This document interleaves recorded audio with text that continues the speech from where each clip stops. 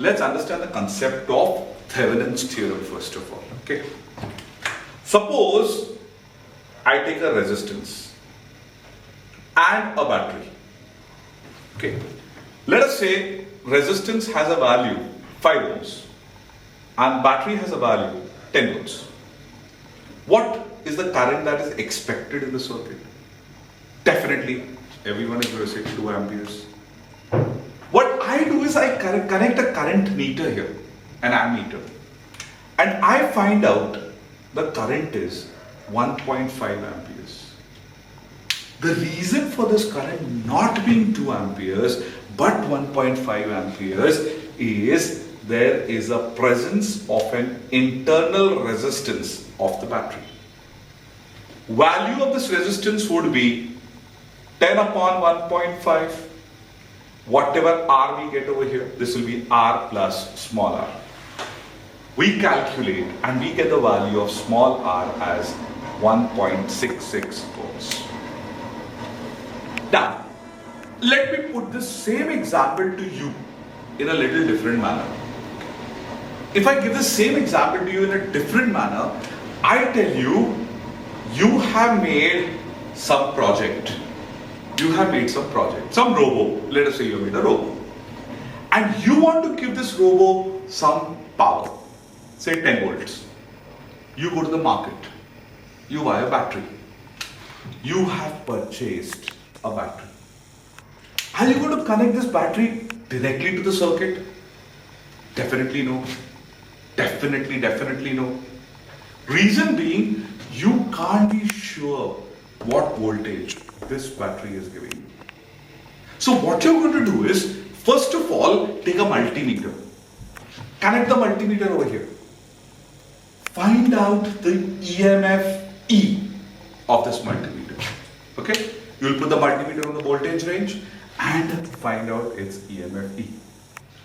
After that, you'll put that multimeter on resistance range and you will get the internal resistance. Then you will use your calculations and then you will decide if it is safe, you are going to connect it to the load. This is basically Thevenin's theorem. So Thevenin's theorem tells you, if you have some load, you want to give it a power, don't give the power directly. First, find out the EMF that will be developed by the battery. Then find out its internal resistance. Let's see how to apply this in a normal circuitry. Suppose you have a very simple circuit like this. You have a very simple circuit with 4 resistances, 1 ohm, 2 ohms, 3 ohms, and 1 resistance over here, let us say 4 ohms. And this is a 10 volts battery. You have to find the current in 4 ohm resistance using Thevenin's theorem. Now, if you have to find the current in 4 ohm resistance using Thevenin's theorem, what does this physically mean? This physically means this is the robo that you have made. And you have connected this robo to a particular circuit. So I can say this circuit, this part of the circuit, is like a battery giving power to this 4 ohm resistance. When you had a robo, you had a battery. Did we connect the battery directly to the robo? No, we had not connected it directly. What we did was, we had kept my circuit separately. I had removed my load and kept it aside. Okay? Now this becomes like a battery, for which I need to find out its internal resistance and I need to find out the EMF that will be developed at this open end. So the first thing that we need to find out is the internal, the EMF that will be developed by this particular circuit. Let us understand how to get this EMF. I call this point as A, let me call this point as B. I need to find out this voltage VAB.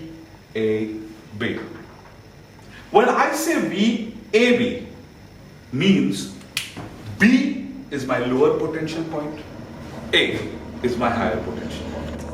So I have to move from the lower potential point to higher potential point.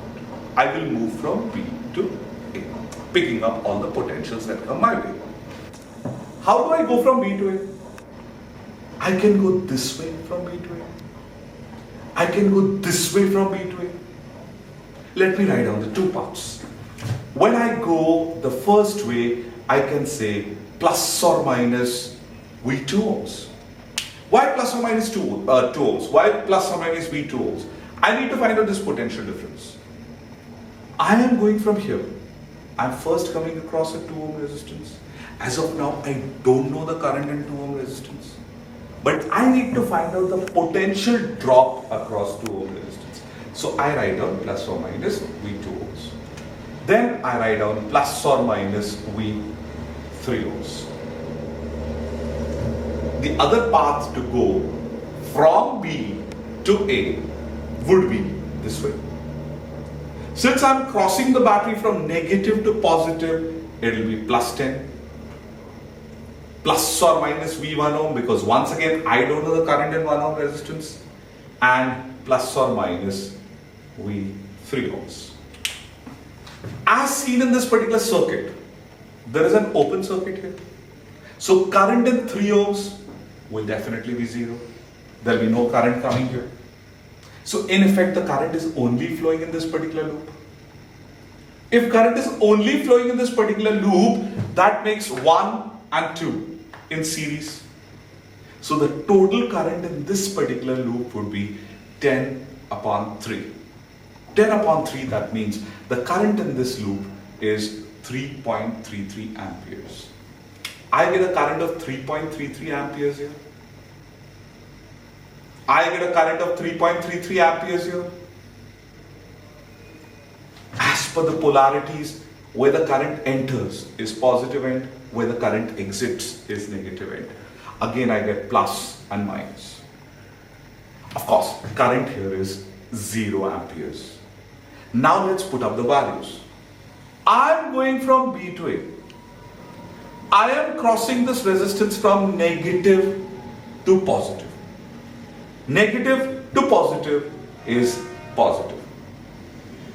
2 into 3.33 gives me 6.667 volts. Of course, this is 0.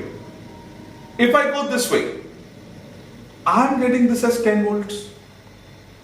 Now travel from plus to minus will give me minus. Resistance is 1 ohm, current is 3.33. I get a total drop of 3.33. 10 minus 3.33 gives me 6.67 volts. This is how I get my VAB. The point is, go from B to A by any paths that you want, value should be the same. Even if a circuit has 20 different paths, when you travel from B to A, you will always get the same answer. You would be wondering, why did I take 2 paths? I could have taken just 1 path. I have taken 2 paths because I get a confirmation of my answer then and there itself. Merely a single path will never give me a confirmation of my answer. Here I have taken 2 paths and I got 2 similar answers. That gives me a confirmation of my answer, and that's when I feel my method is, my VAB calculations are correct.